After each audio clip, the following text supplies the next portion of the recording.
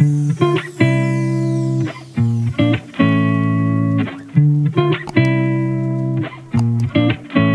Viewers, আসসালামু আলাইকুম। বরাবরের মতো আনান্তিস কিচেন ফেস্টিভ্যাল থেকে আমি তাহমিনা সুচি সবাইকে স্বাগত জানাচ্ছি। সাথে থাকছে মাসালা চায়ের মাসালা রেসিপি। এই মাসালা হাতের কাছে বানানো থাকলে রেগুলার চায়ের সাথে মিক্স করে রেস্টুরেন্ট স্বাদের মাসালা চা আপনি ঘরে বসেই উপভোগ করতে পারেন। এই মাসালা চা এর রেসিপির প্রিপারেশনে মাসালা তৈরির জন্য আমি নিয়েছি গোলমরিচ 1/4 চা চামচ, একটা স্টার অ্যানিস বা তারামরি, মিষ্টি জিরা বা অনেকে শুধু মরিও বলে থাকে সেটা নিচ্ছি 1 টেবিল চামচ, দারচিনি টুকরা নিয়েছি 1 টেবিল চামচ, লং নিয়েছি 20 থেকে 30টা বা আধা টেবিল চামচ, দুটা যাচ্ছে কালো বড় এলাচ, আরও যাচ্ছে 2 টেবিল চামচ বা 40 থেকে 50টা এলাচ, দুটা মাঝারি তেজপাতা ছোট ছোট টুকরো করা।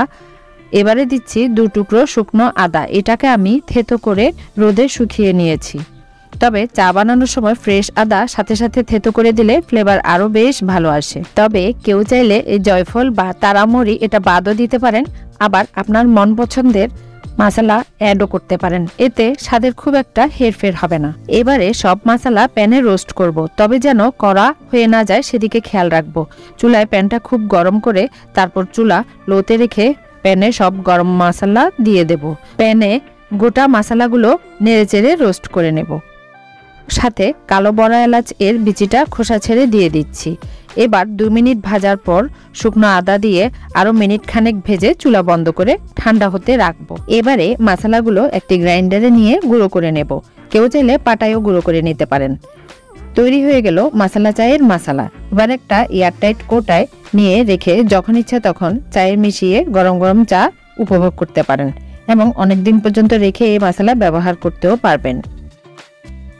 এবার এই মশলায় চা তৈরির পালা। তার জন্য একটি প্যানে আমি 500 ml পানি নিয়ে নিলাম। পানিতে বলক আসতেই দিচ্ছি 3 চা চামচ পরিমাণ চিনি। চিনিটা যার যার পছন্দ মতো দিয়ে নেবেন।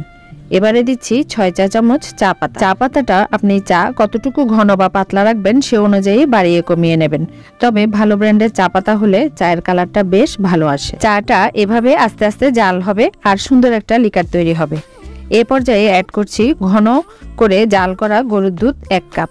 এ পর্যায়ে চায়ের লিকারের সাথে অ্যাড করছি সেই তৈরি করা চায়ের মশলা 1 চা চামচের 3 ভাগের 1 ভাগেরও কম।